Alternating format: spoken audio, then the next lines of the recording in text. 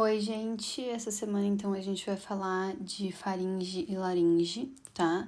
Eu não sei vocês, mas eu tinha muita dificuldade de enxergar as coisas desse conteúdo. Até estudando para dar essa monitoria para vocês não foi fácil, porque eu acho que as coisas estão, tipo, atrás da língua, atrás do nariz, e a gente não consegue ver, não consegue sentir nada, não consegue enxergar nada. Então, eu vou tentar evitar com que vocês tenham essas mesmas dúvidas e dificuldades que eu tive. Tá, então vamos primeiro nos localizar, né? A gente tem o osso occipital lá na base do crânio com o seu forame magno e por ali tá passando tudo que é importante, que vocês já viram na neuro. E mais anteriormente ao forame magno, a gente tem a parte basilar do osso occipital, que é a parte que nos interessa um pouquinho agora. Essa parte basilar do occipital vai se articular com muitos ossos importantes do esplancnocrânio, tipo o esfenoide, o vômer, a parte petrosa do temporal. E é essa parte do occipital que marca o limite superior da faringe. E aí é que já começava a minha confusão. Tipo, a minha faringe vai começar lá no meu cérebro, praticamente. E, na verdade, sim, tá? A gente, então, tem a faringe se dividindo em 3 partes, tá? Nasofaringe, orofaringe e laringofaringe. E o nome já indica com qual estrutura essas partes estão relacionadas, né? A faringe vai estar posterior a essas estruturas, tá? Tipo, pra mim era óbvio que ela ia estar atrás do nariz, era óbvio que ela ia estar atrás da boca, mas já não era tão óbvio que ela ia estar atrás da laringe, tá? Porque é ali que o negócio complica. A laringofaringe, então, que é a parte mais inferior, né, vai terminar lá na margem inferior da cartilagem cricóidea, dá pra ver bem direitinho na imagem ali. E desse ponto para baixo a gente tem a continuação posterior da faringe como esôfago e anteriormente a gente tem a continuação da cavidade da laringe como traqueia, foi? Então, o esôfago é a continuação da faringe, né? E ele é posterior à traqueia. Por quê? Porque a traqueia é a continuação da laringe e a faringe era posterior à laringe, entenderam? Espero que sim, porque isso não é ao vivo e eu não consigo saber. Tá, foi essa parte de limites de localização, então vamos falar mais detalhadamente de cada parte da faringe agora. A nasofaringe, então, é a divisão mais superior da faringe. Ela, obviamente, está relacionada com a função respiratória, né? E ela está situada acima do palato mole, então ela vai da parte basilar do occipital até o palato mole. Ela é a continuação posterior das cavidades nasais, que vão se abrir para a nasofaringe através das coanas ou coanos, tanto faz. Então, acabou o septo nasal, abriu as coanas, tá? Isso dos dois lados do nariz, né? E aí eu tenho as duas cavidades nasais desembocando, entre aspas, num único tubo, que é a faringe. A gente tem também o ósseo da tuba auditiva, que é a comunicação do ouvido médio com a nasofaringe. Acima desse ósseo fica o toro tubário, que protege o ósseo da tuba auditiva. E a gente consegue ver também a prega salpingofaríngea, que é a impressão causada pelo músculo salpingofaríngeo. Além disso, a gente tem o recesso faríngeo, ou fossa de Rosenmiller, atrás do ósseo do toro tubário. E a gente tem 2 pares de tonsilas importantes na nasofaringe, tá? As tonsilas faríngeas, que quando aumentadas a gente chama de adenoides, que ficam no teto da parede posterior da nasofaringe, e as tonsilas tubárias, que ficam próximas ali do ósseo da tuba auditiva e do toro tubário, de cada lado, né? Elas vêm aos pares. As tonsilas, elas são agregados de tecido linfático. Depois da nasofaringe, a gente tem a orofaringe, que vai ter, então, função digestória, né? Transferindo o bolo alimentar da boca até o esôfago. Ela vai do palato mole até a base da língua, tá? E da epiglote. E lateralmente ela é limitada pelos arcos dos músculos palato-glosso e palato-faríngeo. Entre a parte mais posterior da língua e a epiglote, a gente tem uma depressão, que é a valécula epiglótica, que ela é inervada pelo nervo vago, que nem a epiglote. Entre os arcos palato-faríngeo e palato-glosso, a gente tem as tonsilas palatinas, que são as antigas amígdalas, né? Que junto com o outro par de tonsilas da orofaringe, que são as tonsilas linguais, que vão estar ali na base, na parte posterior da base da língua, e com as tonsilas faríngeas e tubárias lá da nasofaringe, vão formar o anel linfático de Waldeyer, que é esse anel de tonsilas na faringe. E a última parte da faringe, então, é a laringofaringe, que vai da margem superior da epiglote até a margem inferior da cartilagem cricóide. Inferiormente, a cartilagem cricóide ela vai se estreitar e continuar como esôfago. E os limites laterais e posterior da laringofaringe são os músculos da faringe que a gente vai ver em seguida, com exceção do constritor superior, que já não tá mais, já ficou lá para cima. A laringofaringe, então, vai se comunicar com a laringe pela abertura da laringe, que se chama ádito da laringe. E nas laterais do ádito da laringe, a gente tem os recessos piriformes, que são 2 depressões onde o alimento pode ficar alojado durante a deglutição. Os professores amam isso, tá? Então, eu acho bom frisar. Agora, a gente vai ver os músculos da faringe. Eles são divididos em 2 camadas, tá? E entre essas 2 camadas, a gente tem o plexo nervoso faríngeo. Esse plexo vai inervar todos os músculos da faringe e vai se localizar na parede lateral da faringe. Ele contém os ramos faríngeos dos nervos vago, né, que é o principal, e glossofaríngeo, além dos ramos simpáticos do gânglio cervical superior. A camada mais externa de músculos, então, que a gente chama de circular externa, é composta pelos músculos constritores superior, médio e inferior, que são dispostos em anéis, tá? E que vão ter contração involuntária e atuam empurrando o bolo alimentar em direção ao esôfago. A segunda camada de músculos, que a gente chama de longitudinal interna, é composta pelos músculos salpingofaríngeo, palatofaríngeo e estilofaríngeo, que são responsáveis por alongar e encurtar a faringe durante a deglutição e vão ter disposição longitudinal, como o nome já diz. Aqui eu coloquei imagens de todos esses músculos que a gente acabou de ver, né? Os da primeira camada são mais fáceis, um embaixo do outro, que estão ali na esquerda, e os da segunda camada estão à direita de vocês. E primeiro eu botei o salpingofaríngeo, que tem origem na tuba auditiva e se funde com o palato faríngeo. Aí depois tem o palato faríngeo, que é o maior deles, né? E tem origem no palato e se insere na cartilagem tireoide e nas laterais da faringe e do esôfago. E depois o estilofaríngeo, que tem origem no processo estiloide do temporal e se insere na tireoide, na cartilagem tireoide, né? Juntamente com o palato faríngeo. Aqui eu mostrei um pouquinho da deglutição, que então se dá em 3 estágios, né? Primeiro a gente tem a compressão voluntária do bolo alimentar contra o palato e em direção à faringe, principalmente pela língua e também pelo palato mole.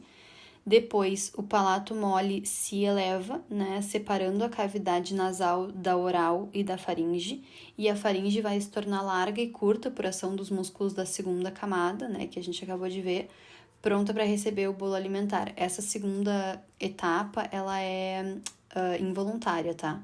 E o terceiro estágio também é involuntário e é protagonizado pelos músculos da primeira camada que vão empurrar o bolo em direção ao esôfago. Vamos falar um pouco da laringe agora. Eu dividi esse assunto em 3 partes, tá? Então, primeiro a gente vai falar do esqueleto da laringe, depois a gente vai ver a cavidade laríngea e depois a musculatura dessa estrutura, tá?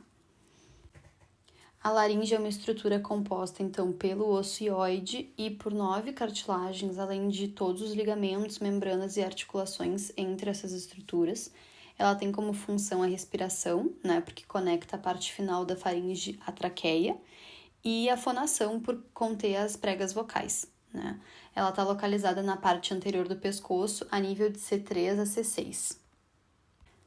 A laringe começa, então, com o osso hioide, e abaixo dele a gente tem a membrana tireoide, que vai conectar o hioide à cartilagem tireoide. Além dessa membrana, a gente vai ter o ligamento tireoide mediano e os ligamentos tireoides laterais, conectando essas 2 estruturas. Atrás da membrana tireoide e do osso hioide fica a cartilagem epiglótica, sustentada pelos ligamentos ilioepiglótico e tireoepiglótico. O nome já é bem autoexplicativo, né? Na cartilagem tireoide, a gente precisa observar a incisura tireoide superior e a proeminência laríngea, que vai ser marco anatômico para auxiliar na cricotireoidostomia, que é um procedimento de emergência para gerar acesso às vias aéreas que se faz cortando a membrana cricotireoide, que fica abaixo da cartilagem tireoide, conectando essa cartilagem à cartilagem cricoide, que é um anel cartilaginoso. Além da membrana, a gente tem o ligamento cricotireoide mediano, que também é cortado na cricotireoidostomia, e os músculos cricotireoides. Abaixo da cartilagem cricoide, a gente tem o ligamento cricotraqueal, que articula essa cartilagem com a primeira cartilagem da traqueia. Isso tudo a gente consegue ver numa vista anterior, mas só na vista posterior a gente visualiza as outras estruturas importantes da laringe. E essa parte ela é muito importante para a fonação. A gente tem então o par de cartilagens corniculadas se articulando com as cartilagens aritenoides, que vão se ligar à cartilagem cricotireoide pelo ligamento cricoaritenoide. É muito nome, né? Eu sei. Mas uma hora vai, juro. Atrás da cartilagem cricoide, a gente tem o ligamento cricofaríngeo, que ajuda na sustentação da laringe, né? Porque fixa a laringe à faringe. E além dessas estruturas, a gente ainda tem um par de cartilagens cuneiformes que não se articulam a nenhuma outra cartilagem, né? Só a músculos e ligamentos, enfim. Mas que elas estão localizadas ali perto das cartilagens corniculadas, tá? Não achei nenhuma imagem que aparecesse essas cartilagens cuneiformes, mas elas estão ali. Depois de ver o esqueleto da laringe, a gente vai para a cavidade laríngea.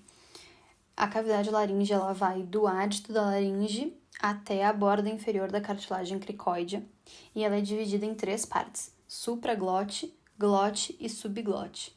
A supraglote ela vai do ádito da laringe até as pregas vocais. A glote é a região das cordas vocais mesmo, e a subglote vai das pregas vocais até a traqueia. Na supraglote, a gente vai ter as pregas vocais falsas, que são os ligamentos vestibulares, que são mais superiores, tá? Recobertos pelas pregas vocais, é uma mucosa, tá? E eles vão se fixar na cartilagem tireoide e nos processos musculares das cartilagens aritenoides. Essas pregas vocais falsas, elas não participam da fonação, tá? Elas têm só função protetora. E aí a gente tem também as pregas vocais verdadeiras, que são formadas pelos ligamentos vocais, que são mais inferiores, e pelos músculos tireoaritenoides, que também se fixam na cartilagem tireoide e nas cartilagens aritenoides, mas é nos processos vocais das cartilagens aritenoides, não nos processos musculares. Essas sim vão participar da fonação, né? E entre as pregas vocais falsas, superiormente, e verdadeiras, inferiormente, a gente tem um espaço que é chamado de ventrículo da laringe. A rima da glote, né, que é a única coisa importante mesmo ali da glote, para nós, pelo menos, é o espaço que fica entre as pregas vocais verdadeiras. Essa abertura, ela varia de tamanho, né, e quando ela tá aberta mesmo, ela é responsável pela passagem de ar para a traqueia, e quando ela tá fechada, ela vai vibrar e produzir os sons da fala. E a subglote, ela não tem nada de importante para nós, ela só tá ali separando a laringe da traqueia. A última parte da aula, então, é a musculatura da laringe, graças a Deus, né, eu acho que já cansou bastante vocês com esse tanto de nome, mas tá acabando, juro, só falta mais uns 30 nomes. A gente tem os músculos extrínsecos e intrínsecos da laringe, tá? Os extrínsecos eu coloquei na imagem da direita e os intrínsecos na esquerda. Os extrínsecos, que eu vou falar primeiro, eles posicionam e sustentam a laringe como um todo, e eles são divididos em infraioides e supraioides. Os infraioides eu coloquei em vermelho, tá? E os supraioides eu coloquei em azul. Os infraioides, eles estão localizados abaixo do ocioide e eles vão puxar o ioide para baixo e, consequentemente, a laringe também. Eles são os esternoioides, homoioides, esternotireoides e tireoides. O esternoioide, os esternoioides, né, são 2, eles estão sempre aos pares, vão ir do externo até o ocioide. Os homoioides vão da escápula, né, o omoplata, até o ocioide. Os esternotireoides vão do externo até a cartilagem tireoide.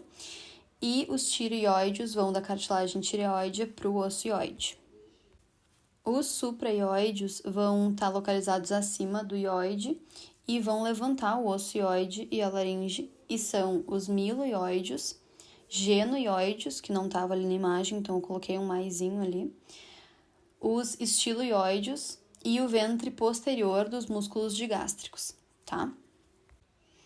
A gente também tem os músculos intrínsecos da laringe, como eu tinha mencionado para vocês, que vão estar relacionados com a fonação e alguns com a deglutição, movimentando as diferentes estruturas dentro da laringe, tá? Eles são divididos em 5 grupos, por favor, não surtem, isso uma hora vai entrar na cabeça de vocês, não é tão horrível quanto parece, porque esses 5 grupos, eles estão separados de acordo com a função desses músculos, tá? O primeiro grupo é o grupo dos músculos esfíncteres, que são os únicos relacionados com a deglutição, porque eles contribuem para o fechamento do ádito da laringe durante a deglutição, e eles não estão nessa imagem, tá? Eu só vou mencionar para vocês. Cricoaritenoides transversos, aritenoides oblíquos e os ariepiglóticos, tá? Aí depois a gente tem os adutores, que estão relacionados com a fonação, porque eles fecham a rima da glote, que são os cricoaritenoides laterais e os aritenoides transversos. Aí a gente tem os abdutores, que estão relacionados com a respiração. Por quê? Porque eles abrem a rima da glote, né? Permitindo a passagem de ar, que são os cricoaritenoides posteriores.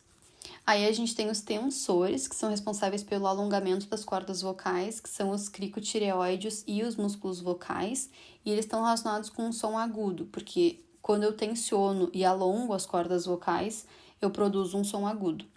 E os relaxadores, que são responsáveis pelo encurtamento das cordas vocais, são os tireoaritenoides e os músculos vocais. Os vocais fazem as duas coisas e estão relacionados com o som grave, tá? Então, quando eu relaxo e encurto as cordas vocais, eu produzo um som grave. Aqui, só para não deixar de mencionar, tá? Vascularização e inervação da laringe. A inervação é dada pelos nervos laríngeos superiores e inferiores, tá? E a vascularização arterial também é pelas artérias laríngeas superiores e inferiores. É tudo laríngeo superior e inferior. Nervo, artéria e veia, tá? As veias acompanham as artérias como sempre. E é isso, gente. Fim. Nem eu aguentava mais. Espero que eu tenha conseguido ser o mais clara possível e que vocês tenham conseguido visualizar e entender as funções dessa parte. Qualquer dúvida que vocês tiverem, podem me chamar. E é isso. Beijos e até a próxima.